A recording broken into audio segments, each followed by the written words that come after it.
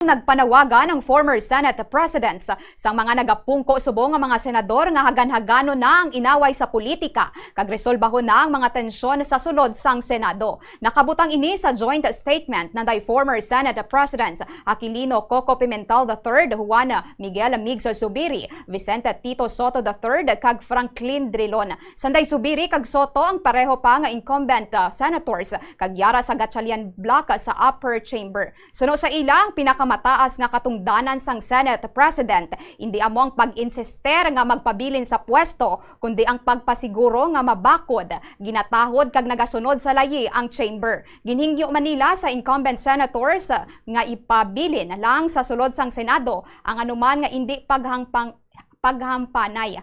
Tion suno sa ila nga maghatag na sang atensyon sa legislative responsibilities. Matandaan nga giniliher si Senator Sherwin Gatchalian bilang Senate President pro tempore sang Hunyo 3 apang gintawag ini sang kampo ni Senator Alan Peter Cayetano nga iligal. Naga-insister si Cayetano nga siya sa gihapon ng Senate President tubtob nga may 13 ka mga senador nga makailiher sa magabulos sa iya.